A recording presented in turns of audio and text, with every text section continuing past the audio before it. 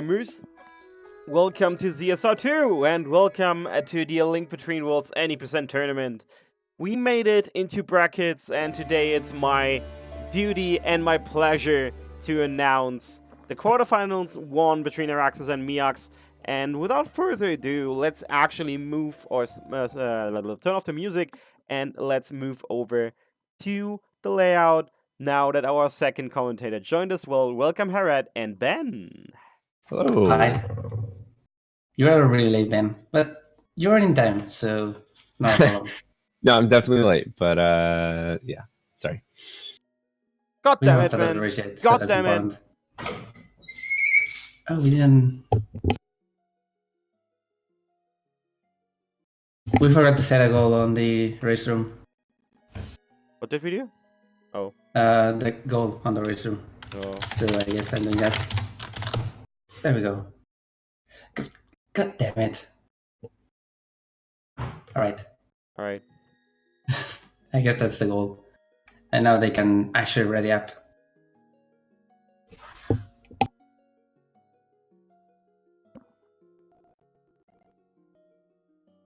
So I hope everyone is doing well. I'm tired as all hell, but hey. So what, right?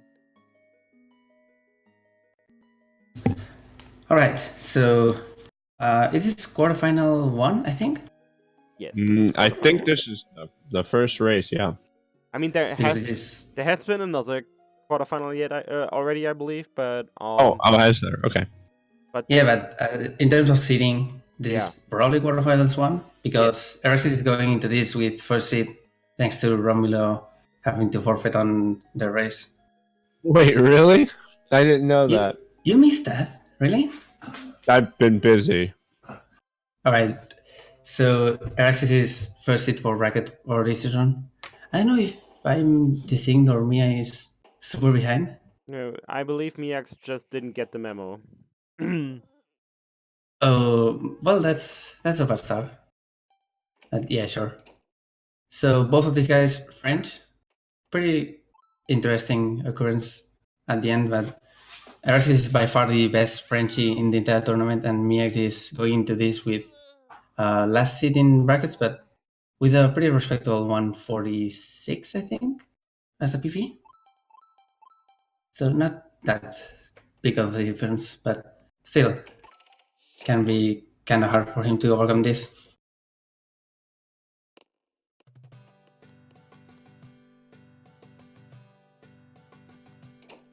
Wow. So hey, they're out the door. Well, I mean, One of them. Now they're out the door. Oh wait, no, they're still not. Okay, never mind. God damn it, Ben. Hey, now they're out the door. Alright, this is gonna be about 18 seconds, I think? No, maybe not. 17 seconds for Mia being behind because he forgot to actually set up the file. But whatever. Eraxis is the first to save here. It's important that we save here because we can continue either way. But saving is slow. Don't save. Ever. Ever? Like ever? Ever. Ever. But what if I want to save? Alright. Then that means you're going slow. And like- that's not good on a race. Like, what if I want to play Oracle of Ages of Seasons and get a bad coach? Then Why are you referring to that? Come on. We don't talk about Rondo here. This is actual speed gaming territory. Well, this is the intro. This is not speed gaming, sorry. This is just chores until we actually get into action. You mean this is like restreaming with proper tech and not like ancient layouts from like the 1990s? Yes. Whatever, Forgotten Sword. We can use it, but we can do another thing instead of going to deliver it and actually getting to use the sword. Wait, vanilla sword? Stop it! It's not fun. Okay, I'm leaving! Come on.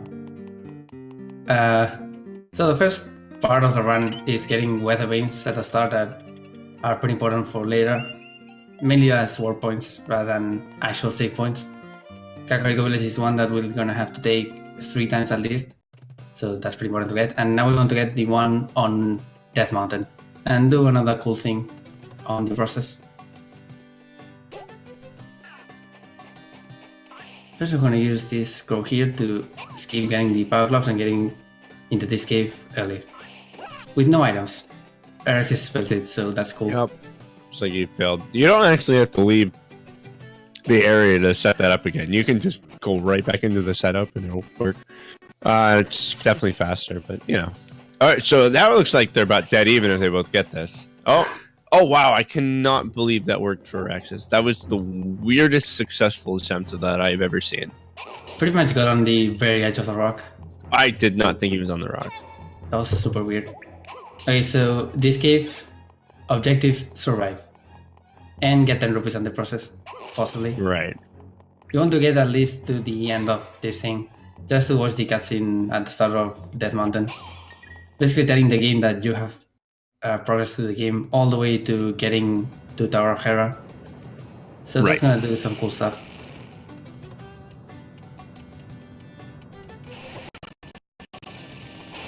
So now Eraxis wants to damage down as much as possible, because getting out of this is mostly impossible unless you die.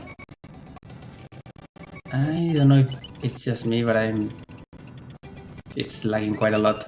At least his stream. Yeah, that's on his end. That's not on you. Yep. And okay. So it looks like Miakx doesn't really have many rupees. I think I saw him get 1 or 2. Exactly 1, according to Exactly the counter. Yep, there it is. So he's gonna need to farm for some more. Which is pretty typical. He's got 17, I think, which is pretty respectable. And you want to get as many rupees as possible at this section, but at least 10, because you need to actually buy the bow. Alright, the shop. It's unlocked. It shouldn't be. We can get a free item that is supposed to be getting the bow when you have no rupees. And he's gonna get the fire rod. I think Mia goes for the old route.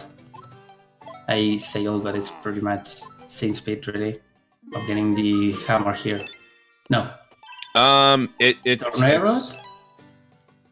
You would get either one of them, I think. Works. You would get the tornado. Oh yeah, it would be either one, but I think tornado rod's a little bit faster, just because you don't have to walk around Rabio as much. He's like not in the way. If you want to like count frames or whatever. The only real difference is that the fire rod is 100 rupees, so you're saving 50 rupees overall.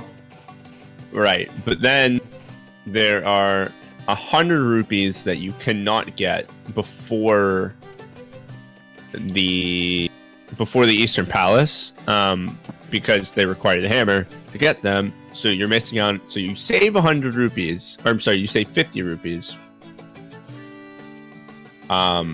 But then you miss 100, so you got to make up that extra 50 somewhere, which is very much doable with just RNG, rupee drops, and a couple other short things. So it does end up saving a little bit of time if you can get lucky with the rupees, which isn't very difficult to do. Pretty much all the time you will get lucky enough to have enough. Pretty much the basis of the current rupee drop, yep. And now we go to meet Dampe here. He's the real MVP of this entire run, because he's gonna tell us to actually use the sword instead of carrying it around. Pretty important. Thanks, Dampe. And the Sanctuary section here is basically a super short dungeon, but there are 50 rupees here that we want to get. Yep, there is red rupee right there in that grave. There's another red rupee in a chest, and there's 2 blue rupees kind of chilling.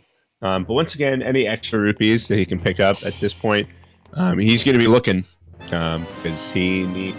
I forget exactly how many you actually need to just get from random drops, but it's definitely not 50, but it's around there. It's pretty much exactly 50, assuming you don't get any fixed rupees. Oh, okay. You can technically get a 50 rupee chest on Eastern Palace and not have to get a single one, but I think no one really does that anymore. No. I always wondered why people got the fairy fountain rupees instead of the 50 rupee chest, but apparently it's like 1 second slower, but you also get like 6 more rupees. So Oh, pretty good pattern on the ghost. Doesn't really get anything off it, unfortunately.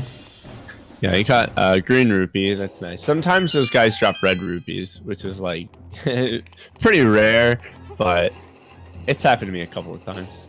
I think the only It's always time that I've gotten red rupees from them, I've gotten two of them at the same time. What? That's insane. I've It's definitely super never weird. gotten 2. I'm pretty sure that at that point the ruby grab was not as defined or not as cool with this, so Right. it didn't really matter.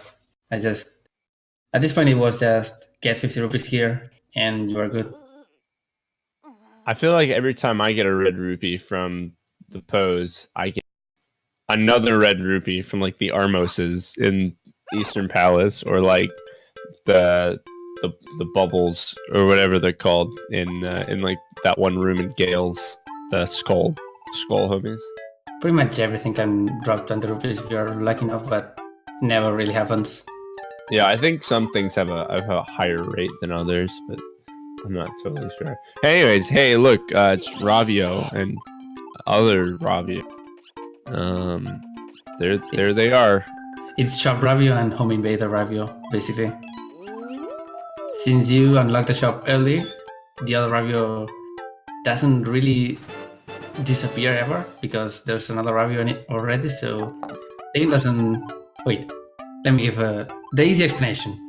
The game gets confused. Why is there no... That game. Oh god. Everyone that explains speedrunning stuff with the game gets confused should be banned. Didn't you get that memo, Herod? I didn't. Sorry. So yeah. Why is there no you versus the guy she told you not to worry about meme with the Rario and Ravio? Like because that's a perfect setup. They both suck. I don't know. Shut about memes. Important difference here between the two runners. Eraxis got the tornado rock here. Pretty important item. It's broken. We need it right away. Mia already has it, and he's gonna get the hammer and get the 100 rupees that we mentioned. It's a little slow to get them on the way to Eastern Pass, of course, but it saves time overall on this specific route. I would say the beginning of the run is like all prep, like the first 10-ish minutes, but now we're getting to the actual good stuff, the meat and potatoes, dare I say, for a little bit at least. Global cycle here. This is important to comment. These balls are in a global cycle, and he missed it, so that's pretty cool. You want to get hit by the small ball and just walk to the other one.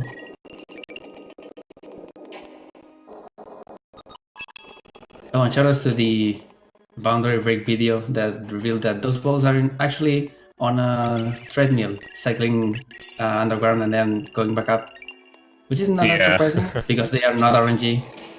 No, they're on a set pattern that cycles, so that makes a whole lot of sense. That's a smart way to do it. Okay, so yeah, Miakx just went to that fairy fountain I was talking about earlier to get some rupees. There's 44 rupees in there, so. Or just messes up the mid-boss fight here. Yep, but he got a heart and a blue rupee, so that's not actually that bad.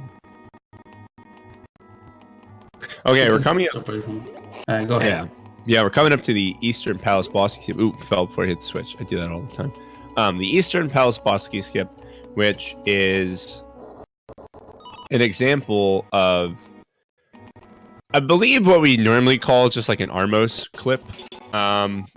You can do them with other enemies sometimes too. It's just Armoses are usually the easiest enemies to do it on, where essentially what you can do is you can get the Armos to hit you while you're tornado routing up, and he'll kind of like push you on top of a ledge.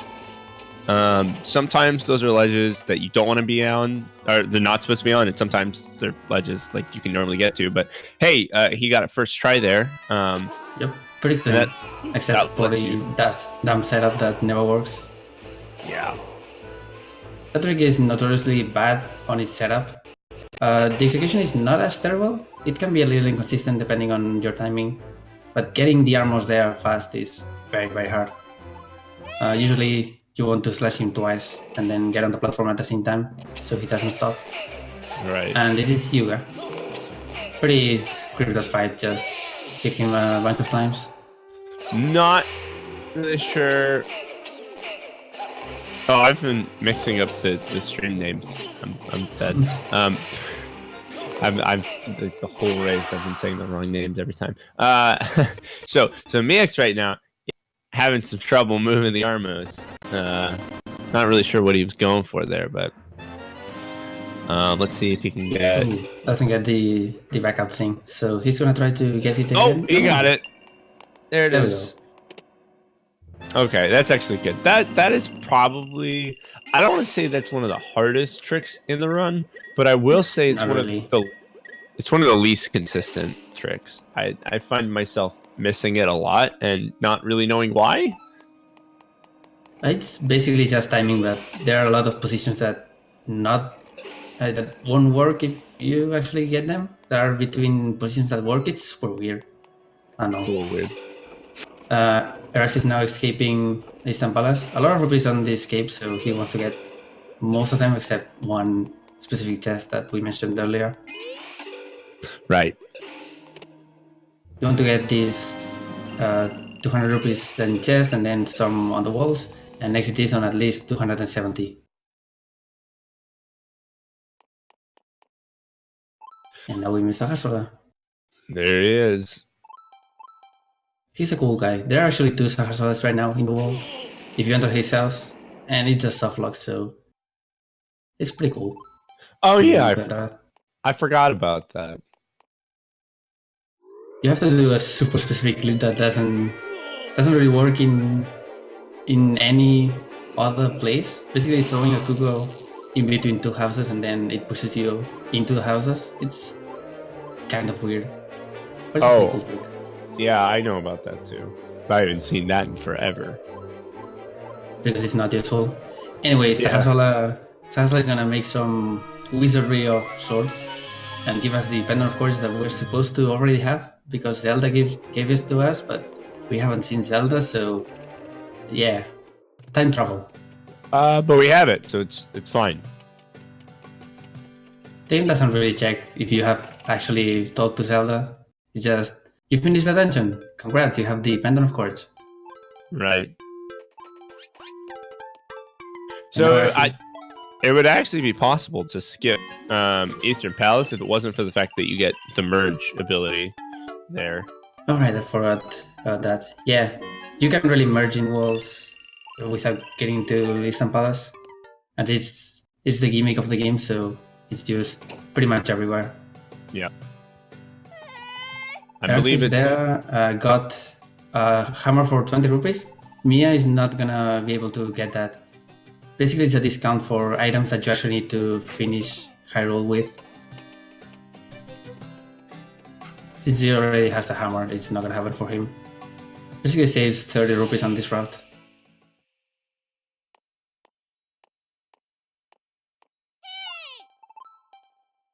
And here's my go. Irene. Best stage free.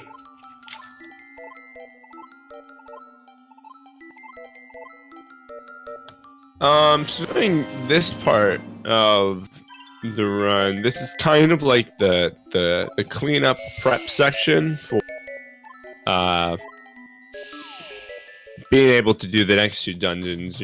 They're going to be going around and kind of collecting a couple of key items to progress to the next couple dungeons. But then after that, with the exception of maybe the Hyrule Castle segment, it's pretty much just dungeon rush. So I would say after this little segment, after like getting the flippers and stuff, the run gets quite good and intense. A funny thing about this in particular, or how this route works, they're both gonna get the flippers. Flippers are not really needed to get to Lorule, when you're supposed to get them to get to House of Guilds, but you can do one specific trick to bypass that entirely. The thing is that flippers are super required for Swamp Palace and nowhere else. you can fake flipper to any other specific locations. But also doing this unlocks something more important. Yeah, flippers aren't exactly fast to skip, but you can skip them everywhere except for in Swamp Palace, so you still need to get them. Technically speaking, you can also skip merging to get to Laurel, but it's way more complicated. And merges Tower of Hera is a thing, and we raised it at least twice. It's super down, and I don't want to do it ever again. Well, you can. Merciless, the other one, House of Guilds, is basically dance only. You can you can't go to low rule though, right? Because you can't use the portal. Yep. So you can beat Yuga too, but kind of dumb. I know there's some really stupid tricks in that. So yeah, the Zora sequence here unlocks the Pegasus Boots. They are the most broken item in the game, at least in terms of how many skips they enable. It saves quite a lot of time just to get them, other than actual overall movement. So pretty important. Yeah, I mean, a lot of it is just they save time moving around, but there are some pretty important skips that they do enable. And they're also really fast to get, because you have to come calculate abilities to get the smooth scale. Anyways. Technically speaking, the ideal 90% route would actually go here instead of going to Death Mountain. Because getting here and watching the cutscene of Shady Guy going away also unlocks the actual finish shop. Yes. But you need a trick called V boost to actually get here without merging, and it's not fun to actually get a V. No, it's really not. It's I don't know what the odds of getting a B are, but even once you get the B, the boost isn't particularly easy either to get across. So it's pretty stupid, but it would be cool to see a task do it for sure. Oh, Afra Mia is also getting the pouch here. It's actually slower, but it's a comfort item basically. At this point, it's a lot slower than it used to be back in the day, because back in the day, quick equip wasn't really like, which we'll be getting to later. Quick equip wasn't really a necessity, so it's kind of like, well, you could get quick equip or you could get the pouch, and it's like one or the other. But in this route, you need quick equip anyways because it enables some tricks to work. So there's like no trade-off. You just lose time from getting pouch. Yeah, having 2 items equipped it technically makes Hyrule in general faster, but once you get to Laurel, the time save is really not worth it. Yep. Because okay, this is the second dungeon that we're going to do. Getting only 2 rupees there. Probably not a big deal since he's super close to 150, but at this point it's after he got the red rupee on the Zora's domain, it basically means that he now needs enough RNG drops to actually get to 150. And that's a rupee, so that's pretty much it. Probably good. You usually get a lot of rupees, or at least enough. You usually get like 5 or 6 or so on your way up Death Mountain. Unless you're me, and then you get like 2 every single time. I never get the worst. They always go out of bounds. They always fall on the wall. But I see everyone else get so many rupees from them, and it makes me so mad. So Eraxis doing a cute little tornado rod thing to get on top of the cycle a bit early. There's a slightly faster way to do that, which saves a cycle, but it's harder, but you do get more rupees from it. Yeah, it's basically a guarantee if you can actually pull it off, but it's very inconsistent. And now I'm switching to this. Monster guts. That's the Right. first of the 3 monster parts that we can get. They are a guaranteed time loss sometimes. That one could have been avoided probably. Grabbing the key there, because it's tilted in a weird way. You can basically just hit the hitbox by tornadoing up and holding down. Do you even need to hold down? Depending I on don't the think- position. It makes it way more consistent. Oh hey, this thing. Oh Still yeah. There we go. There it is. That trick's really easy, and it replaces a trick that was really not that easy, which replaced another skip, which was really not that easy. So it's cool. Yeah, the first iteration of that thing was actually unmerging on a specific pixel and making an Armos hit you there, and then you can tornado up and go to the mid boss. That was not fast. It was not very fast. I mean, it was then we faster figured than doing it something. normally. It was definitely faster than doing it normally, and saved at least 1 key. I don't remember the exact amount. Then we found something in that room going north and hitting the switch. But then we figured out that we can just go up to the loading zone that somehow is still there.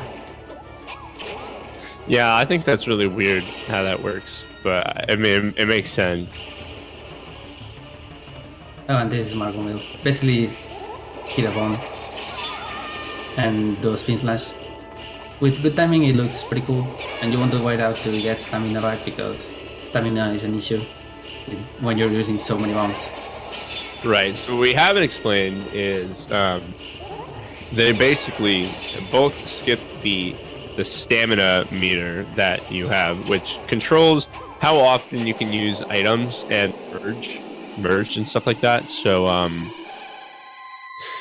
but even though that they skipped getting like the graphic for it, they still have like a stamina limit. There's no visible representation of it anywhere on the screen. So they have to be very aware of how much stamina they're using during fights and stuff. And Margaretville is a great example of that because you use a lot of bombs to finish the fight quickly. It's basically the first place on the entire run that stamina actually matters. Right.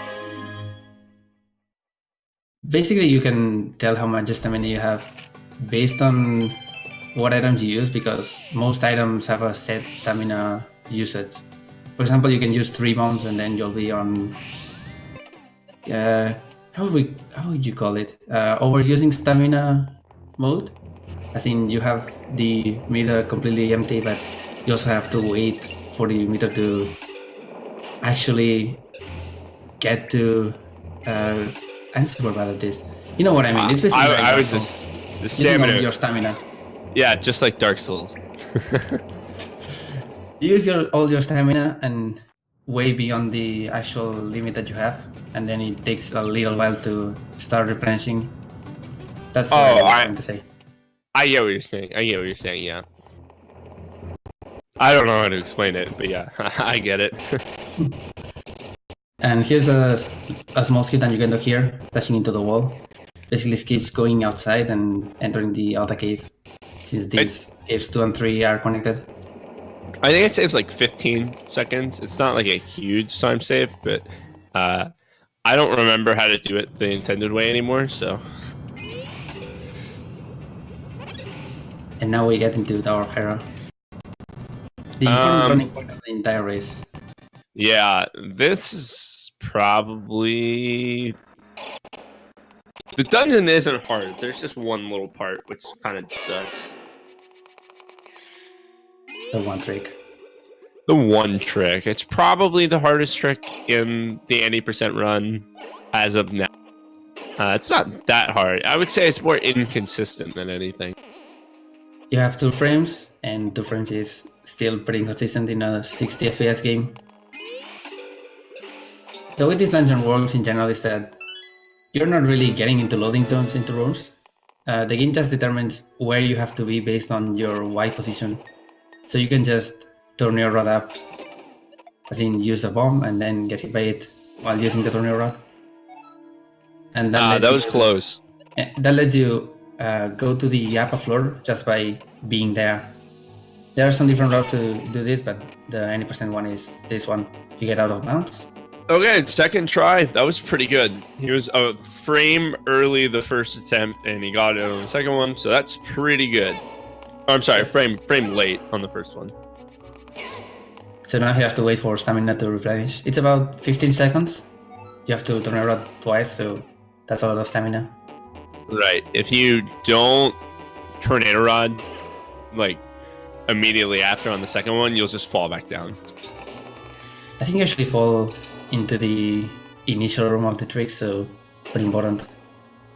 No, I don't think you do. I think you just fall down one. As long as you don't move, you'll fall back down to the room with the skeleton. Anyway, that lets you get to pretty much the last part of the dungeon without having to go through the auto scrollers. Super slow to get through, of course. And you also skip the mid boss, which is not a big deal because you can technically get into the mid boss and kill it without ever triggering it. Oh yeah.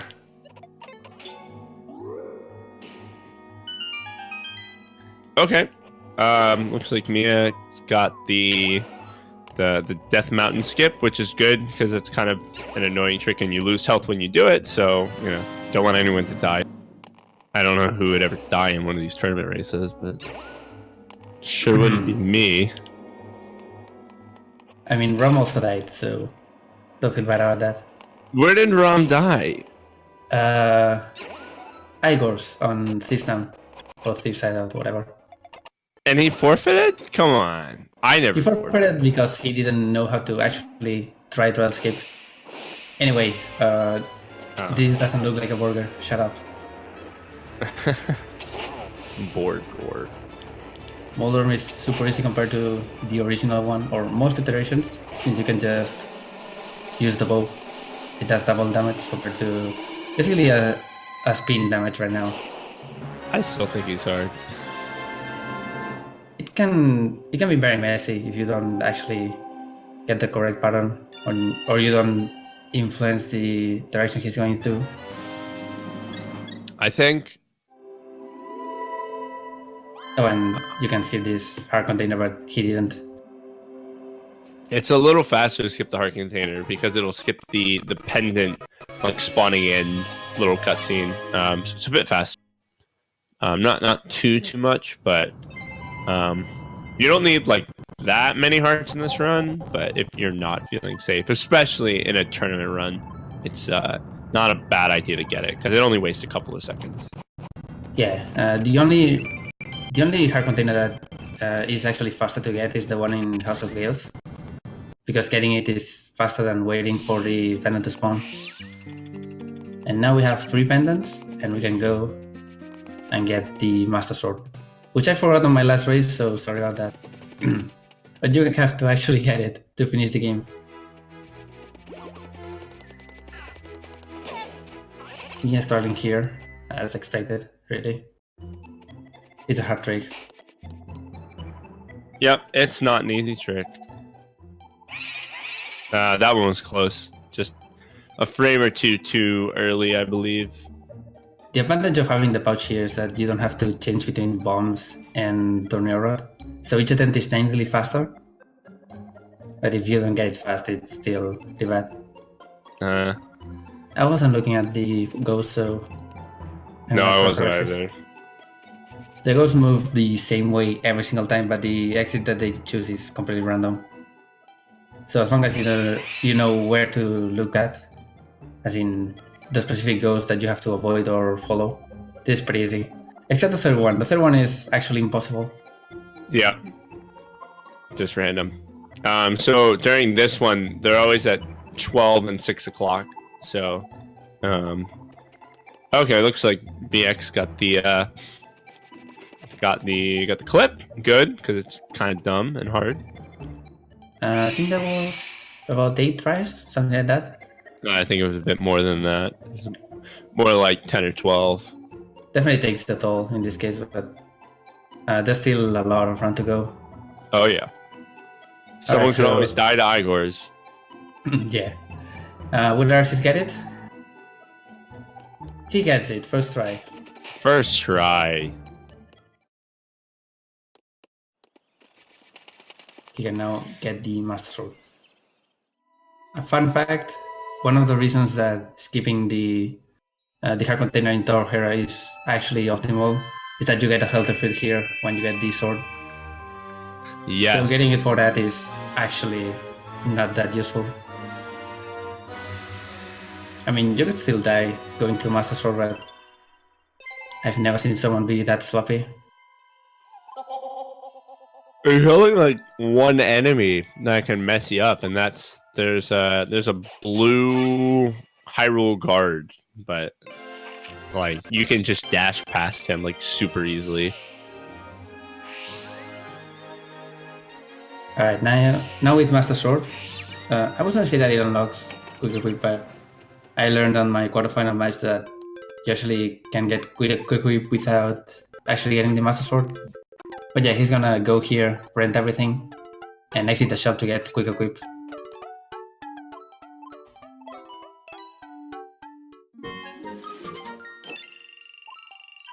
I'm not familiar with the route Mia is taking, but doesn't he need 250? Or did he get? No, he has. You just need 150. You need for. Oh, wait, are you talking about?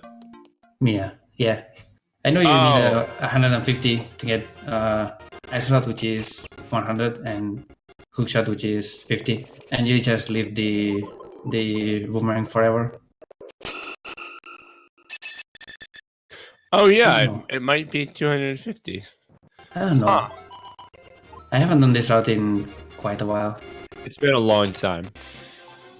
Whatever. Eraxis going into Hyrule Castle. Technically, this is the layer of Hyrule Castle that tells you that you have to go with Yuga.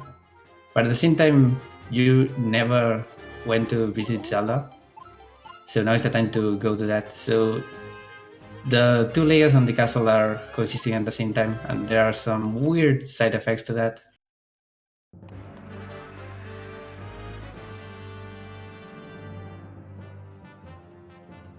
I wonder if he forgot the hammer rupees before. Pretty sure he didn't. But, Okay. no. So yeah, Hyrule Castle is kind of just like a linear dungeon crawl where you just go through from start to finish, one room to the next. It's pretty easy. But first, like Redman was saying, we're kind of just in this weird state where there's a bunch of stuff conflicting in the castle. Like, so we gotta go watch this cutscene real quick. What is an overstatement. Yeah, you gotta like view this cutscene from afar, from the doorway, because the guards are blocking the east and west exits out of this room, and you can't get out until you watch this cutscene, because then the guards will leave. This cutscene's also a lot faster when you watch it this way, because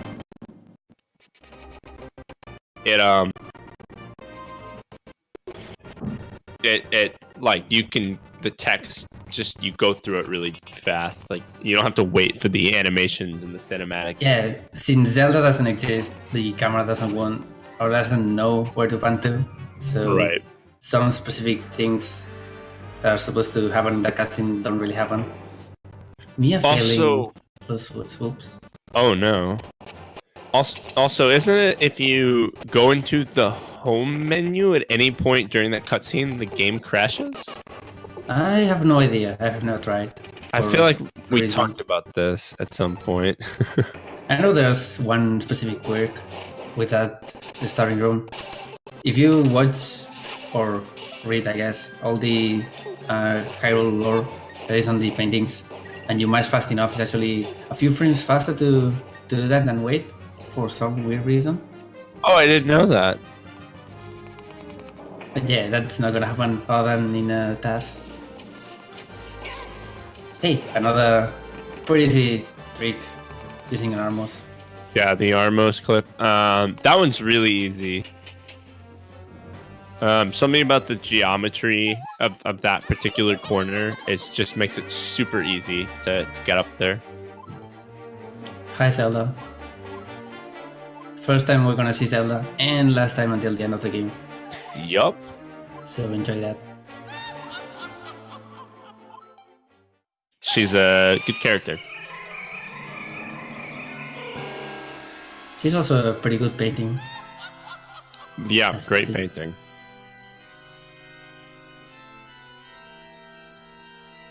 It's a painting that contains the Triforce of Wisdom, so pretty important. And you guys is the guy that wants that, basically. He can add all the sages now, which is why Irene wasn't there when we told her earlier. And Zelda is the last one. Basically the same plot as many other Zelda games, but with persons instead of whatever devices you want to have, medallions or whatever. Ooh, Eraxis is going for the risky strats. If you go diagonal here, you can technically go into the loading zones at the end of the staircases way easier, or right away. But you can also bomb randomly, so a lot of people prefer to just go straight.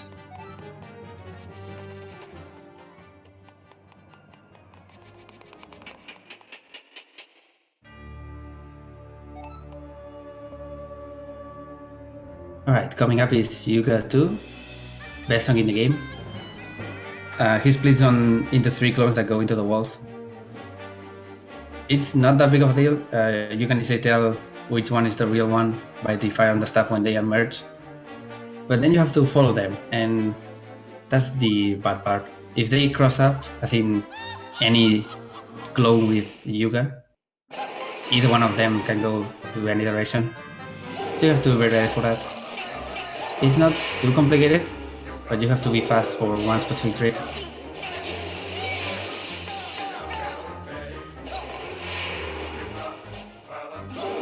Okay, so after this first hit, Eraxis is gonna try to track Yuga. Right, so and there, you can double source in. Never mind, he failed it. Yeah, I don't really know what he's doing there. That was a little wacky. I think it's a classic. You try to charge it and it doesn't happen. I don't know. I don't know how classic that is. I feel like that's never happened to me. It happens sometimes. It's pretty weird. I don't know. Either way, you can skip the final cycle there if you get the 2 spin slashes. At least he got hard, so he can go right into Laurel without getting them.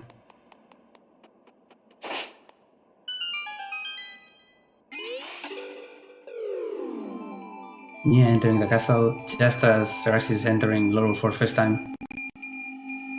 So the difference is about 5 minutes? I want to say about 5 minutes, yeah. That sounds just about right. I don't know how long Laurel, or Hyrule Castle rather, takes. At least not the actual tower. I only know from beating Hera to the end of Hyrule Castle is about 10.5 minutes? 10-ish minutes? No, I think it's more like 10. Somewhere around 10, probably. I don't know. I'm bad though. So. I've had 39 entering Laurel, and that's with pretty close to 29 flat Hera, so I'm gonna guess that's right. Alright, so Laurel, 7 dungeons. You can do them at any order except it's fake. Don't believe that. You have to finish Thief's Hideout before doing Desert Palace to get the Sand Rod. Except we don't really need to do that. So we can do any order. So that's the plan. We're gonna... so the order that they do... I mean, you can do it in any order, but as far as speed goes, there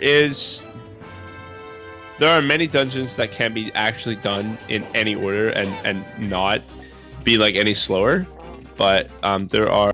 Oh, this mob is a little scary. There's kind of a couple of dungeons that should be done sequentially. And so the first dungeon you do should be Swamp Palace and then Desert Palace after that. But then after that, you have a lot of options for where you can go next, where you want to go next, and whatnot. But the first dungeon is typically the Swamp Palace, which is where Eraxis is going right now. Usually you would need to do a specific quest for this, getting the big bomb or stealing it.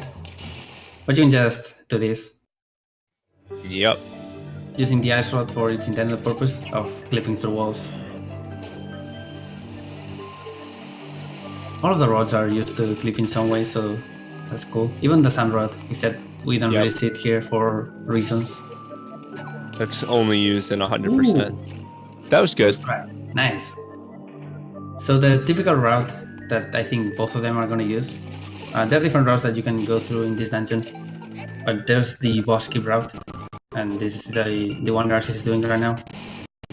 That first clip is super inconsistent, so getting it first try is super nice. And now he has to get the second one, also first try.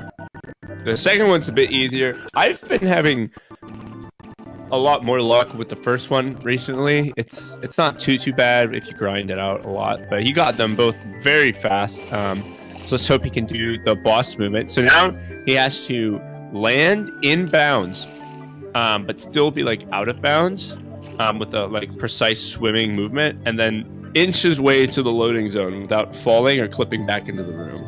If he falls, he has to do. Okay, he clipped it. That was way too far south.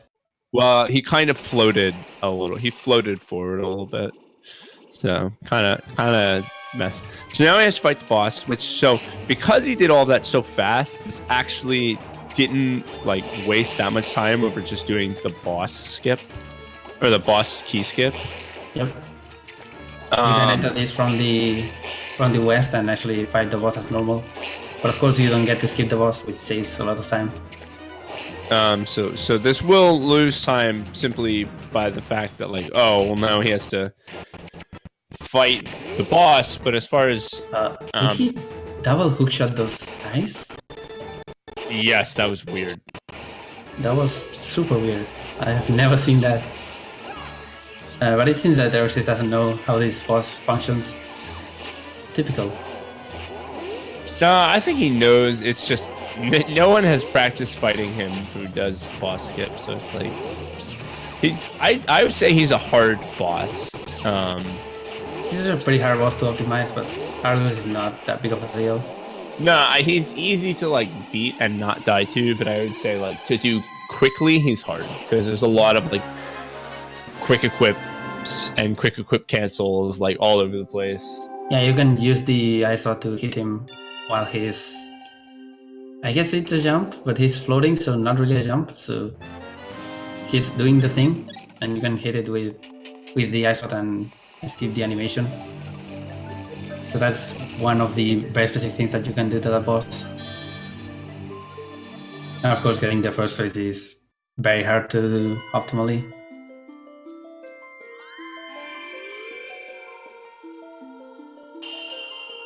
Alright, Desert Palace is right next door, so it's pretty important to do it right now after Swamp Palace. There's pretty much no question to that, unless you're doing Hando, which needs to get to Desert Palace pretty early.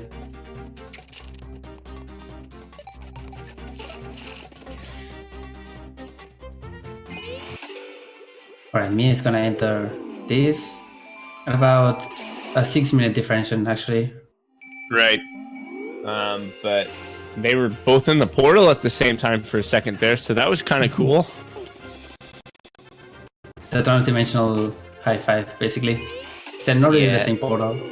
Are all portals connected through the same thing? Probably not. I have no idea. So yeah, Desert Palace is a desert that we're not gonna see. Because the boss is actually on this Misery Maya area. Yep. So you never actually go to the desert. Well, At the end, but after you beat the dungeon, you'll go to the desert for like a second. But right now, we're just in swamp area and did an ice rod clip to get up top, and then did a fire rod boost to get on the wall, and now he's going to do a dash slide to get into. Interesting setup. He fell. I was gonna say that's an interesting setup. It's not gonna work. He was too far forward, just a tiny bit. This is a pretty bad time loss. So you can dash slide, as in cancel your dash immediately from a pretty precise position, and it lets you hover on the air for a little while, basically using hover boots, except you don't really hover, you just brake super hard and skip the boss. That's it. Yep. It just kind of lets you slide over that little gap real quick. But so, I mean, pretty much what you have to do is you just hold L to initiate the dash, and you hold the opposite direction you're going, and you will just instantly cancel the dash. So all you need to do for that setup is stand in the right position. And it is, I mean, it's precise, but it's also fairly lenient. Like, as far as, it's not like pixel perfect or anything. There's a very clear visual for it. I've never seen. Yeah, Eraxis is doing it from that position specifically. Basically made it so we didn't really have the normal visual cue, so it looked kind of wonky. Usually people, normally people charge us minutes. All right, that was even a bit further forward than I normally go. But he got it, and the heart container is there too, so you can pick that up and beat the dungeon. That's basically the most important skip in the entire run, because getting the sand rod would only be faster to beat the boss. So skipping the boss entirely makes it so we don't really need to get the sand rod. Saves 50 minutes and lets you do Thief's Shadow at last, which has more important effects later on. So yeah, pretty cool.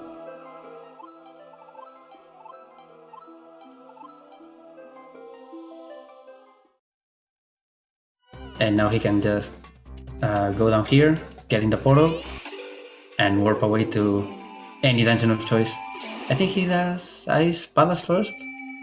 Ice Palace first would be the correct choice. Oh, okay. So Miakx getting a very clean first clip in Swamp Palace. Very, very clean. Let's see how he does with the second one. And yeah, it looks like Eraxis is doing Ice Ruins next. Yep. You can basically choose between Ice Ruins, Skullwoods, or Dark Palace plus Turtle Rock. Yep.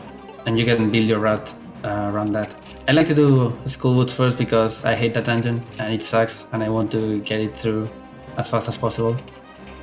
But usually what you choose depends on health routing. In this case, you're probably not gonna get hit at all going to Ice Ruins. Probably not in the dungeon, no. Maybe in this little section right here, you might take a hit. Yeah, this is basically an auto-scroller. That's a pretty recent thing here that I don't know if Eraxis is gonna go for. I don't think he's going for it. Apparently not. It's free, but feeling it is bad. Basically, this specific platform starts spinning halfway through, so you can turn your route up and land on it. Saves half a second. Okay, Miakx had a decent amount of trouble with that second clip. Let's see if he can get the movement to the boss room without, messing it up. Pretty sure that if he skips the boss, he's gonna save time over Eraxis either way. And he has doubt it. He has an opportunity to catch up a little if he gets Desert Skip fast enough. Yeah, he will catch up a little bit. But that was a pretty rough... Okay, he's on the seam. Now he's just doing the movement. Let's see... I mean, this part is... Oh, he had it! He had it, and he kept going. Oh, no. If you go too fast, that happens. Yep. Well, I needed to hold up left. He was holding the wrong direction.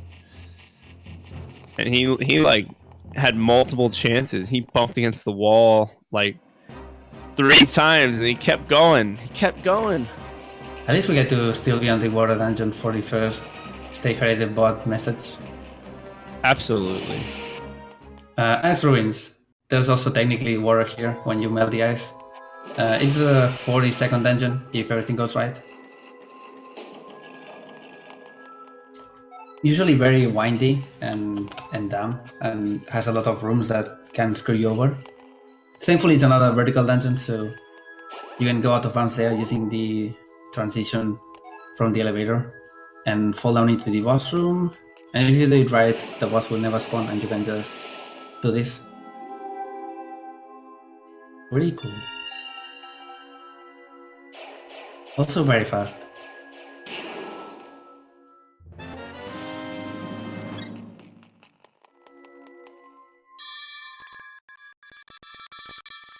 In terms of actual time saves, is probably, or Ice Ruin is probably the biggest skip in terms of lower dungeons, not counting trial skip. It saves a whole lot of, I want to say 7 to 8 minutes at least. Ice Ruins is a very long dungeon. It's also a very hard dungeon because there are a lot of enemies in it and they hit hard. Very it's hard. a one shot on 3 hearts actually. I've done this dungeon on low percent more than once and it's not fun at all. At least it's more fun than Skullwoods coming up, I would assume. Yeah, he's going to Skullwoods.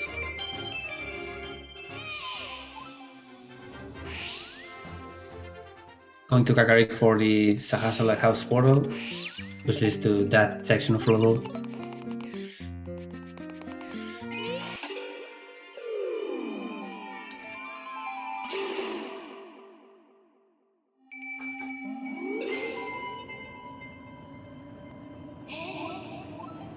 Alright, Skullwoods doesn't have too many crazy skips compared to some that we've seen now.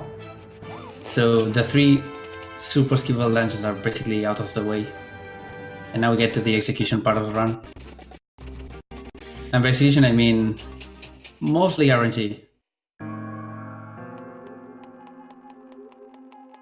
Oh, Mia's gonna get the Betweeen here. Interesting. Yeah, I think he just wants to play it safe. Yeah, in case you fall down, you don't have to go to the bacon house. Right, and also, if you fail the fire rod boost a lot, you'll lose a lot of health and potentially die. That's way too many tries for that. I don't know. Yeah, it could happen.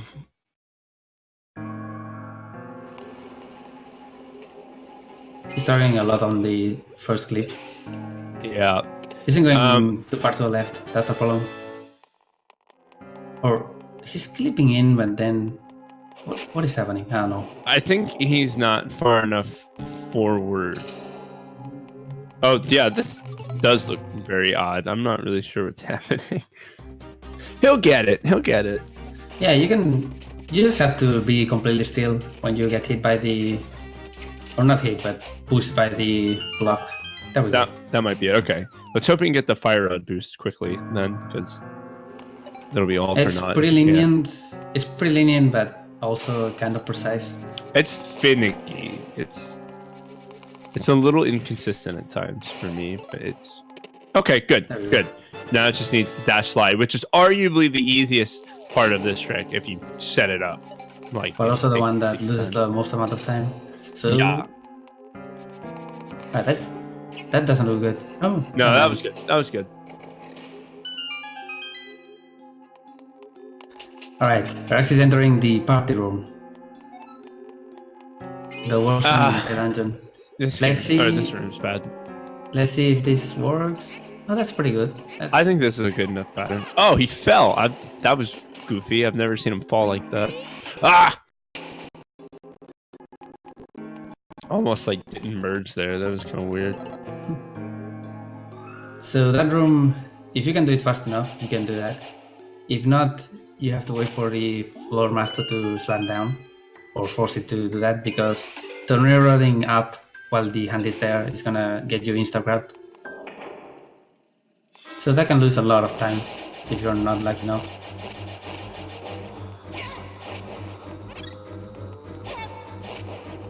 At least you can make them slam down super fast by merging to the wall for some weird reason. So it can be used on that room in particular.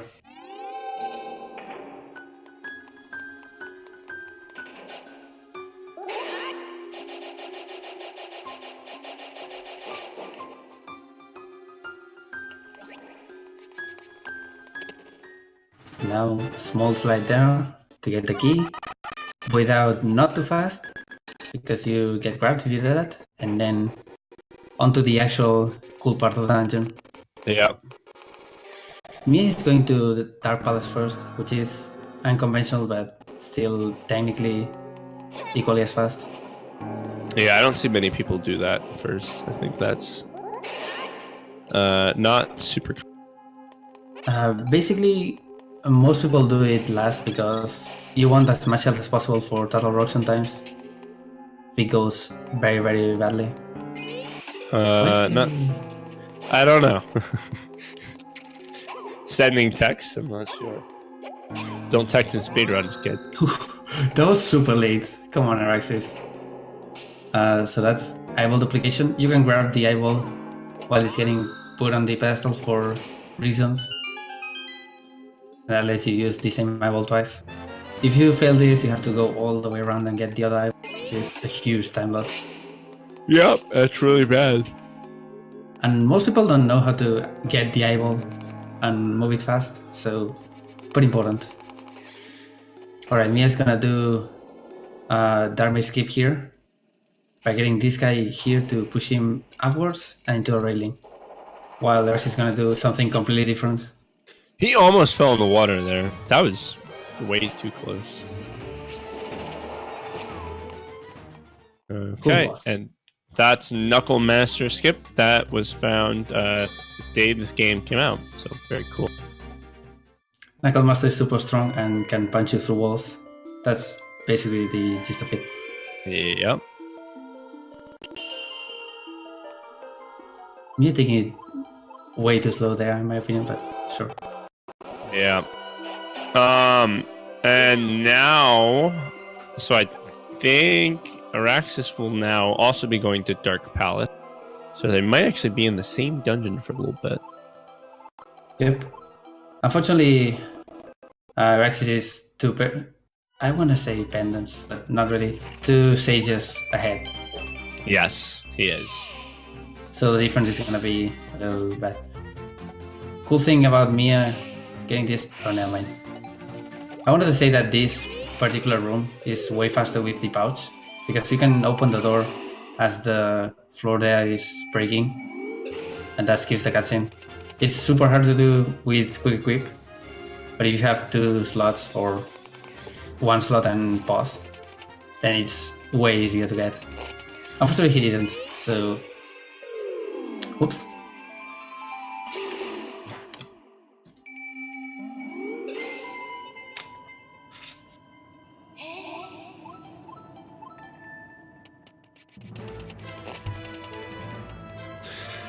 Okay, so yeah, it looks like they'll both be in Dark Palace for at least a little bit with each other. That's cute. So in this upper room, we're gonna be lighting these eyes, or you're gonna be breaking these boards to light the eyes at the very bottom floor to open the path to the boss door. Oh, gets too close to the wall there, but it works out. Eraxis is getting way better luck here, getting the jumper on position right away. Yep.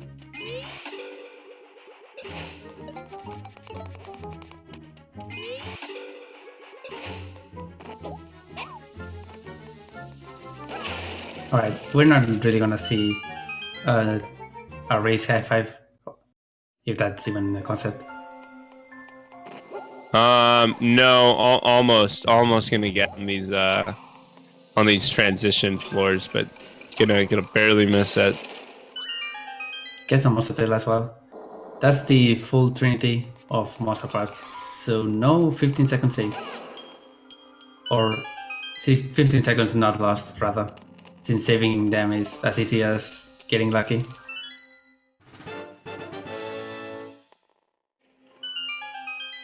And now for a pretty cool skip here. You don't have to get an extra key and go with the side room to get to this switch. Just use the ice rod because for some reason it spawns so far up that you can hit that. It's pretty goofy. I'm not really sure why they did that, but good for them. I mean, it's an actual mechanic in Turtle Rock and I think other places, so it's definitely intentional that the ice rod does that. It definitely is.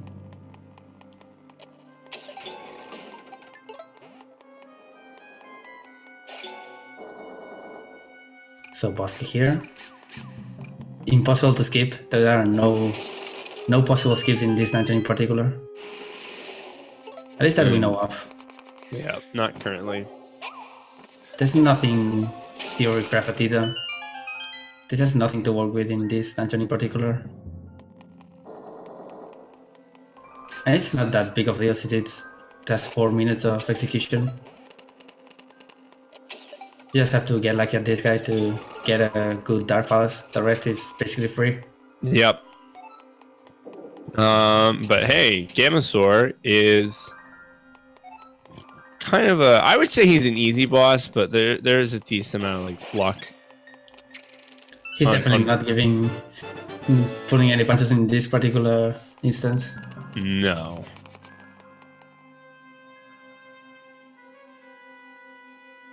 Gamasaur has two moods, wandering around and doing nothing, or letting you kill him.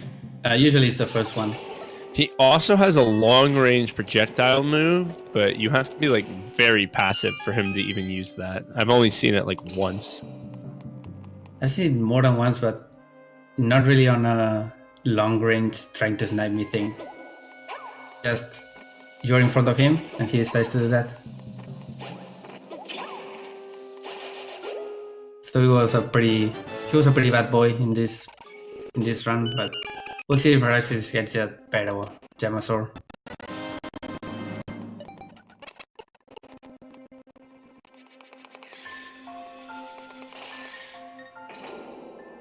Getting the hard container, not faster, but at this point in the run, on the usual route, as I'd say, Dark Palace being the last of the 3 choice dungeons.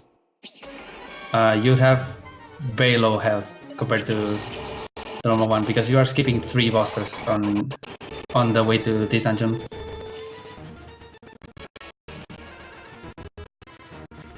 Well, skipping 4 bosses really bad. You can get the hard container for one of them without having to fight the boss, so the other ones are forced, basically.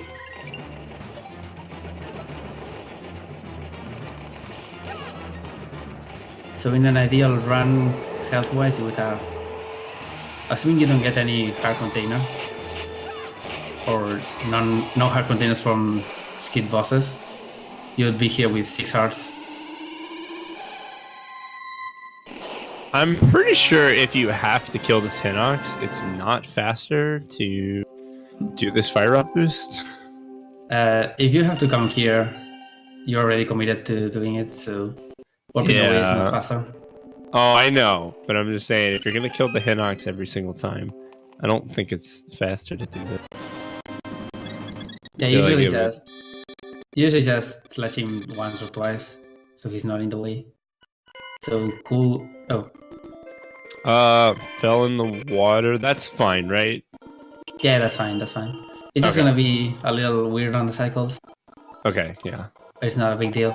So you can get into the Turtle Rock area by doing that instead of going around and entering the portal. And there's a pretty long... Oh, please don't save the turtles. He's gonna kill them? Oh no. This is a way to save. No. Don't do that. Not only... Oh no, he's just killing them. 2 of them? Even though he slashed all of them? What? That's weird. That's taking it way too safe. So animation storage. Go into any PR like this, hold B, and the next time you type something, you're gonna have the going up the thing animation, so you can store it and get into Tunnel Rock. Wait, did you just say hold B? Hold B. You have to hold B? Yeah, B is for swimming. What? Right? I'm not. Am I stupid? I don't think you need to hold the B button. I've never held the B button. Really? Maybe it makes it easier. I don't know. I always assume you have to hold it all the way through. As in, swim into the thing and hold B, and then you can hold it all the way around. You don't have to? I don't think so. Wow. I'm still gonna do it, sorry. Oh, I mean, it's not like it loses any time. I was confused because I'd never heard anyone say that it was like a thing you had to do. You definitely have to either hold B so you don't get into the PR as normal, or do something else. So either way, you have to do it for the setup. So yeah, Tunnel Rock. Cool dungeon. Yeah. And that that's was the boss door. pretty fast boss key skip, but also it's a lot easier when you have both pouches. Yep. Not having to change between items definitely makes this specific trick super fast. Eraxis is gonna do the faster possible setup and hopefully get it. Basically, you want young Wizzy here to... Oh, he paused. Never mind. Meh. I don't approve of this, sorry. If you ever have to pause for any item equips after you get quick equip, you're not worthy, sorry. And right next, it sucks. First phase, pretty easy. Second phase, welcome to hell. Yeah, Grenax phase 2 is pretty annoying.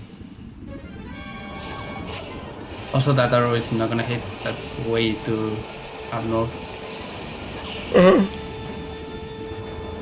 He would spawn that high if you were like standing where he was gonna land. Because if you're standing where he would normally land, he'll just go higher than that. All right, So, right next. Oh, go ahead. No, you go. Go for it. Okay. Well, we've seen all three attacks now, so that's okay. Granius has 3 attacks: Bite, Explode, or Spin. Spin is bad, Explode is also bad. And we've seen both of them spin, so that's bad. You basically want him to bite every single time. Spinning is the bad one because you have to actually get hit for him to stop. And exploding is just don't be in range because it's 5 cards, I think. I don't know. Either 5 or 4, so big deal. Wow, are you kidding me? Okay. This one sucks. Both runners got pretty bad RNG. And hey, Mia is the first to get past Tunnel Rock, and he can now... Never mind, he has 2 dungeons left. I forgot about those. Yup. Still has Ice Ruins and Skull Woods. So that's about 10 minutes? Optimally, yeah, about 10 minutes. Maybe a little more? I think this transition in particular is a little slower because you have to walk past it, but it's not that big of a deal. So optimally it's 6 minutes for Skull Woods in general, and Ice Ruins is about 3:30 to get to it. Actually, probably less. And then 40 seconds to actually do the dungeon, so yeah, about 10 minutes.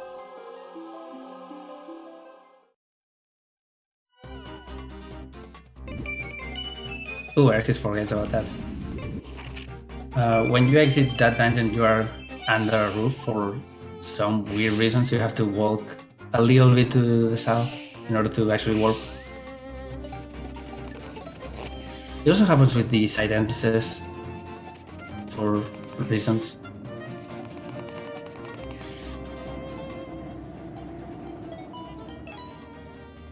So yeah, it's time for the chill last dungeon, the side out.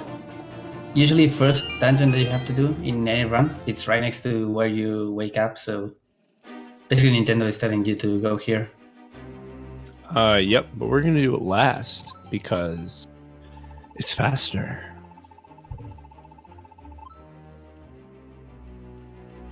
And by faster we mean 9 minutes of complete over-scrolling nightmare.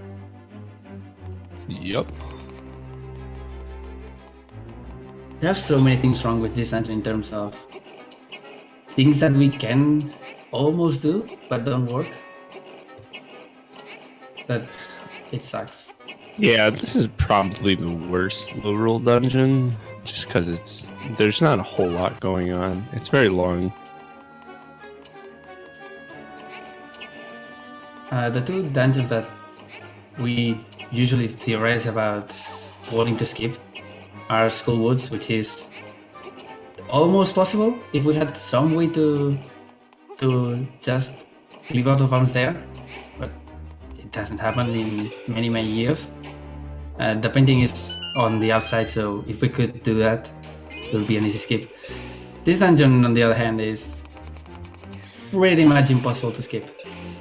There are so many layers of dumb stuff that doesn't let you do it. And by layers I mean one specific thing, Thief Girl. Anyway, cool puzzle. Now we can actually do the clip. That's not right. Yeah. There we go.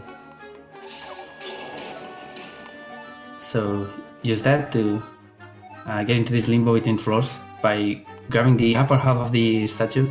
Usually the lower half you can't get here, so it's slow. This lets you go out of bounds, solve this puzzle, and just go into the mid-boss right away. You still have to solve that room as normal, because on the way back it's gonna be closed, and Link can go through closed doors, but Thief Girl can't. So pretty important. Yep. And don't die to Igors. Pretty bad energy, either way. Yeah. And okay, didn't spawn Dark Stare. Very good. Yep, Miakx gets it fairly fast. He was missing 2 hits there, but Yep.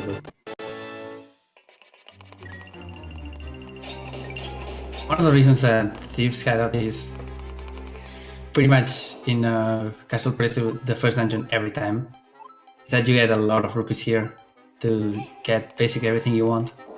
In that case, it's 20 rupees per Igor in that room, and some other rupees later that are pretty much in the way. So in earlier routes, we would do this dungeon first every time, and also in Handle.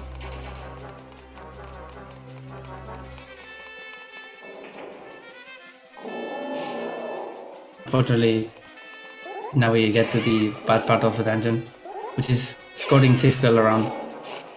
Thief Girl can go out of bounds in any possible way that we know.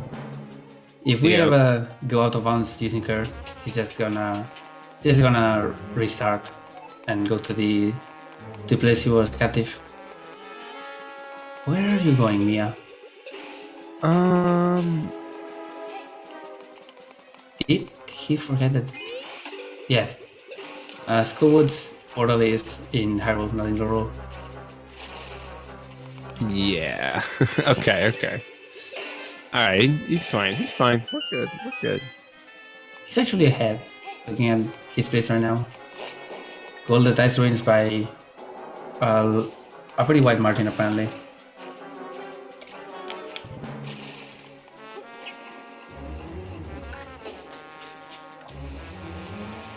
Alright, small cutscene coming up. Usually when you go to the lower part of this room, there's a cutscene with some whatever the guys are called. that trying to get Thief Girl. If you walk on a specific way, you can go to the door without ever triggering it. Yep. Excellent. Saves a couple of seconds. And let's see if he gets the... Oh wait, I can't read this joke here, but I guess I'll do it anyway. The Ben Stephens drop. I'm Doesn't here. get it. Doesn't get it, so doesn't matter. Imperfect trick lets you fall down that during the cutscene. Saves a little bit of time, but it's pretty much non-essential. Wait, can you not hear me? Yeah, I can. Oh, okay. Oh, I thought you said something. Okay. All right. Sorry. No, I called... I don't know what I got that from, but I called that specific drop Ben Stephens drop. Yeah, because I'm the one who found it. Yeah. So that's a joke. It's a cool trick, but I've gotten it once in a PV, I think, at most. Oh. I get it every now and again. I mean, it's just like a stupid little thing. So that rat poked Thief Girl in the toes, apparently, and she decided to be afraid, so cool time loss. And that's gonna hit the switch. Never mind. But you can place the bombs there to make that thing on the left go to the right and get hit twice. Didn't get it. And now for an exciting thing here. See this boss key? You can technically get it without using Thief Girl, but entering the boss arena doesn't make anything happen, unfortunately. Yep, it's kind of dumb. You have to enter using Thief Girl in particular. If you don't have Thief Girl, the boss will not spawn, so pretty dumb.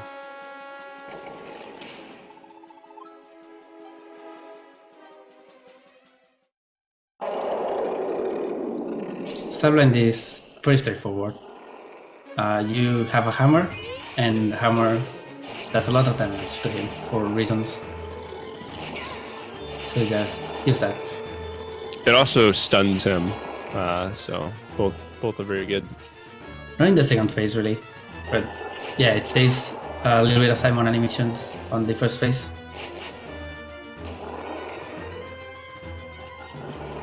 Mia gets a pretty... I don't know if it was an unlucky party room or he just took it easy and killed everyone. But that's not the right one. And now he's gonna have to wait for the second guy. Yep. Oh no. That's what happens when you turn around when the floor master is waiting for you. Yep. I've called him floor master and wall master interchangeably. I don't know which one's the actual one. It's a wall master, but it's okay. But he doesn't go through walls. I know, but there's no such thing as a ceiling master, so it's dumb. Right, and this side house, I guess, or room, or whatever, is where the painting for Thief Shadow is. You can technically clip into the door. There's no loading zone. That's not gonna work, Mia. Oops. Did it again. But yeah, you have to go through the entire dungeon for this loading zone to appear. So no way to actually skip the dungeon. And this is Osfala. Remember him? Yeah, I remember him from the like 13 minutes in. Oh, there he is. Feel old yet? He got kidnapped and he has a sand rod. And the sand rod is actually a Triforce on that particular cutscene because you have to get the Triforce normally when you finish the 7 dungeons. But since you get another item, the game just says, oh hey, you got both. So just go ahead. You have the Triforce now.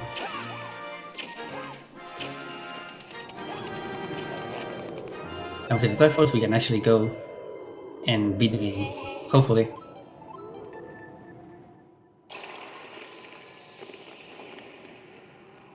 Alright, will he save? He's definitely saving. Yep. Yep. I think you could die once or twice and still be fine, but but saving is not ideal in a tournament because Ganon is hard. Yeah, it's pretty easy to lose your rank here, and in a race, this is definitely the better play, not saving. Or, you know what I mean. Yeah. Okay, so stunlock this nerd here until he dies. And gets the course of this room, unfortunately. It's impossible to not get a monster part in this room in particular. Yeah, it kind of sucks because it turns you around to like face towards the camera, and it just like messes up your combo on the guy, and that's dumb. Alright, try to escape. Saves about 10 minutes, I think. Yep, and it's easy. Maybe no. Maybe 9, I don't know. I think with new tech, it wouldn't save 10 minutes, but it saves a lot, and it's also easy. So at least the setup. This alternate rail skip takes 3 hearts, but he has plenty of health. Basically for 3 whole tries. Okay, Miakx missed the eyeball dupe. Wait, Yep. don't miss the... Well, actually, he got the eyeball dupe, but then he missed the second eye pedestal, so... Yeah, when you drop the duped eyeball, it doesn't really exist in the world anymore, so you can pick it up and you have to go get the other one. Let's see if I have never failed eyeball dupe. Like, you should never say that because no, it's gonna happen. I've been saying it for years. I've never failed it. It's an easy trick. To be fair, I've done runs pre-eyeball dupe, so I still know the route for this. It's not that big of a deal, but no one knows the fastest possible way to move this. You hook shot it. You just keep hook shotting it. You hook shot and then you throw it, and then you go forward and or you don't throw it because. But you can do it from the upper part first. Yeah. So yeah, this is Uganon. Hard fight. He's like a truck, but Eraxis has a lot of health. But just got hit by a big attack. Okay. I mean, it's a scary fight. Hopefully he won't die. He needs 64 hits. So rings don't work, but normal sword slashes and bow do the same damage.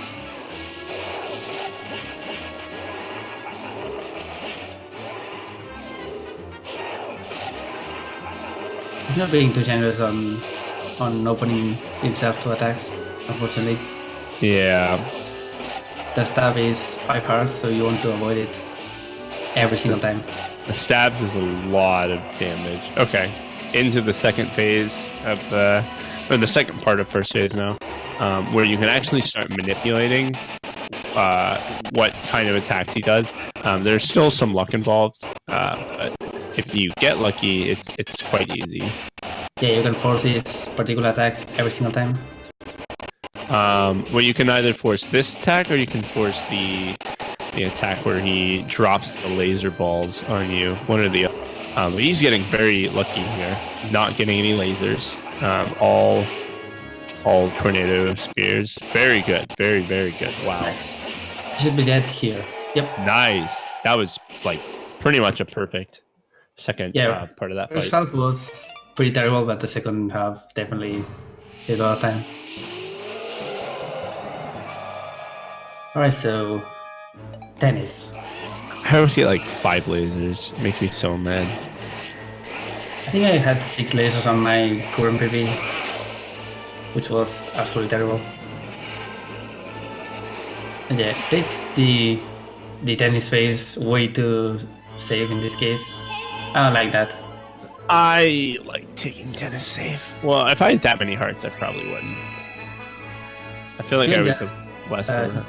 You can just go into Uganon as he hits it back.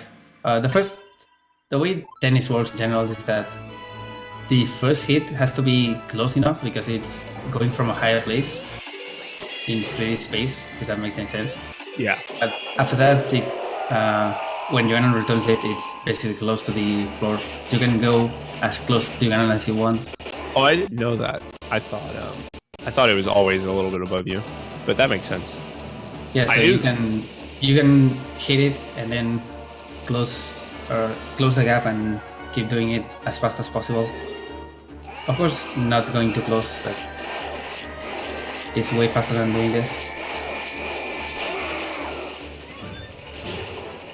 Yeah, I knew that it was like higher for a little bit, but I didn't know it was only for the first one.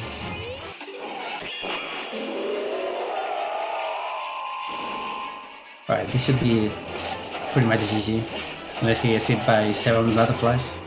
Yeah, it'd have to be a lot of butterflies.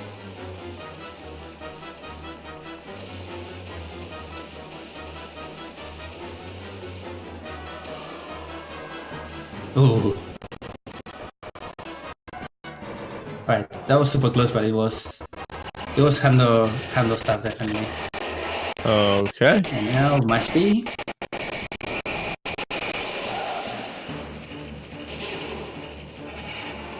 And just one quick 360.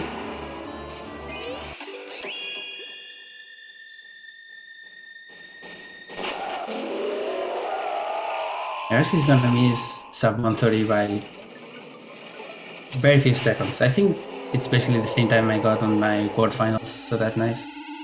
Yeah. It'll be actually. It'll be like a mid 130, like a 130-20 or something. His PB is a low 129, so it's pretty close either way. Yeah, it's pretty close. Pretty close. Not a bad run. Definitely some swap and some safety stuff, but overall for a tourney run, not awful. Especially considering his skill level, it was pretty good run for him. Basically, the only real mistakes were failing Power Glove skip and falling down into Saganaga's arena and Argus, I guess. Yeah, Argus was not very good either. So that's a combined, I want to say 4 easy minutes, but maybe 3. Probably more like 3. That's gonna be it. All right, so that is GG for Eraxis. GG indeed. 1:30:31 official SRL time.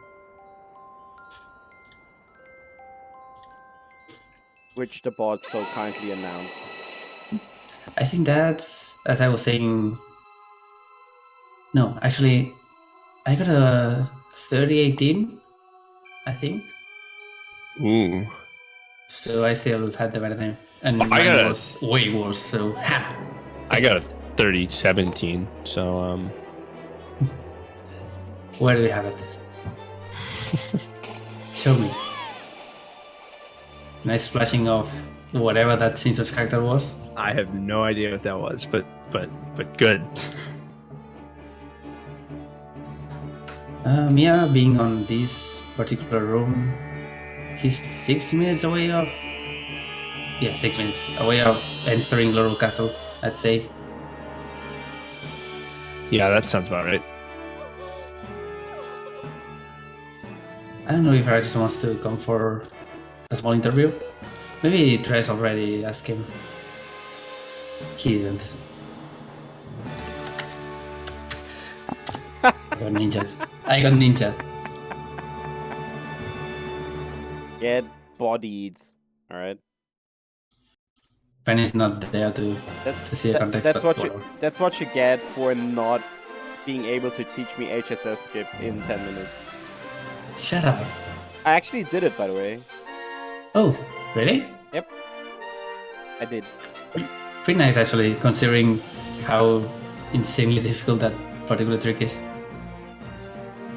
But this is not the game where that trick is, so whatever. We don't have all frame perfect stuff here. not even frame perfect stuff at this point, so that's cool. This is an easier run than you would expect.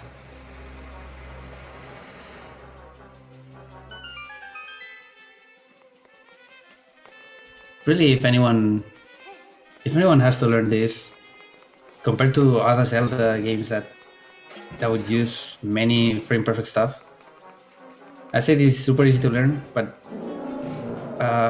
particularly the multitasking aspect of having to keep your items while you're doing other stuff can be kind of hard to learn.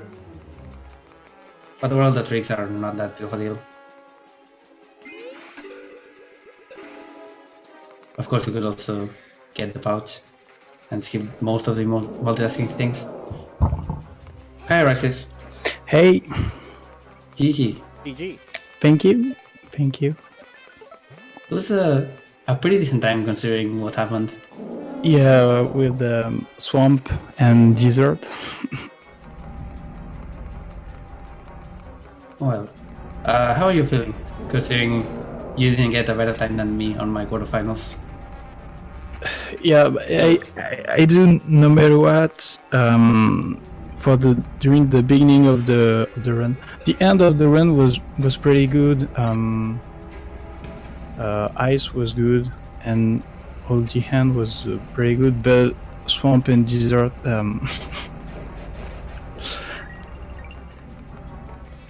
I never clipped into Zaganaga's boss room. You never actually spawned Argos in the thing? No, he said Zaganaga. Oh, Zaganaga. Zaganaga. Right. Yeah, the beginning when I began this speedrun, maybe sometimes, but that's really I was really salty when I It's fought. definitely embarrassing to do. We saw a very weird setup from you. That's mainly what we thought that made it fail. I don't know why you actually did that.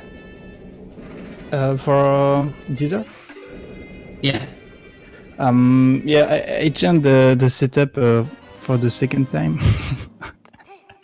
I do my old setup. There's no visual cue there. That's why we consider it kind of the reason why you failed it. Yeah. Don't know why I felt I felt I don't know why I failed the first time.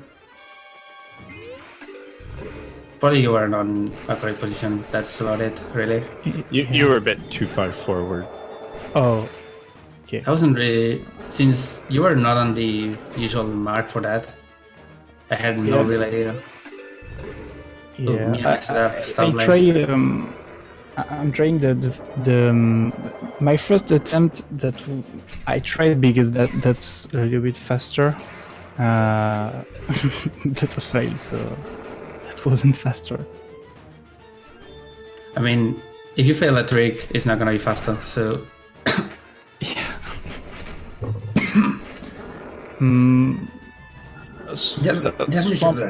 Swamp was really bad. The boss fight skip was. I don't know what I did. I didn't no matter what. I was too far to the left, I think. So either way, the rest of the run in general was actually pretty good. So yeah, I think I have some gold. you had splits. They're not a sprint, so No, I'm gonna retime. I think. well, it's not gonna be a real PV. So I guess you can do it, but why? Sorry. But without the swamp and desert, the run was pretty good, and that was far PB, I think. Yeah, it's definitely a PV. I think I was recounting how much time you lost over that. It was at least 3 to 4 minutes, so yeah. Pretty good.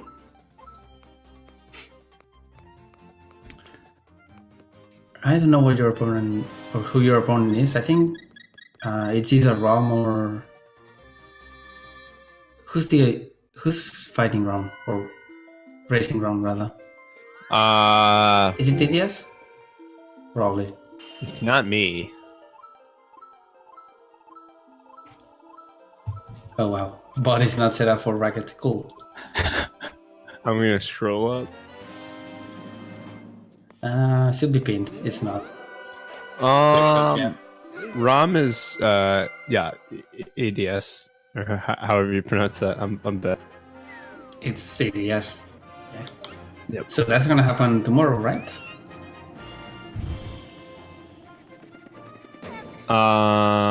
Yes, I believe so. I don't know when Enwono and me will be racing because I'm busy all this weekend.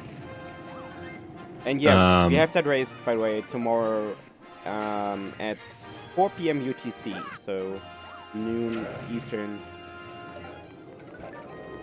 Yeah, noon America time. Noon America time. And 6 p.m. European time. Good time. Basically. For all the Europeans here. Actually, I think EDS is... No, Norway is probably CT as well. Right? I don't know.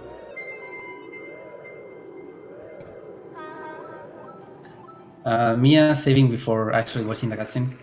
That's an optimal, I'm sorry. So if he dies... If he dies, yeah.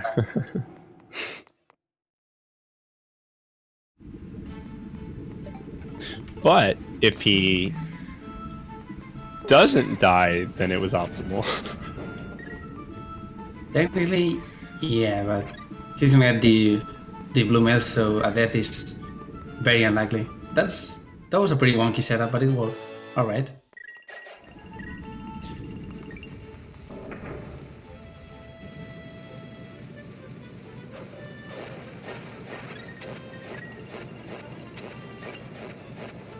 He doesn't have to fear the monster parts here because he already has every single one. So that's also cool.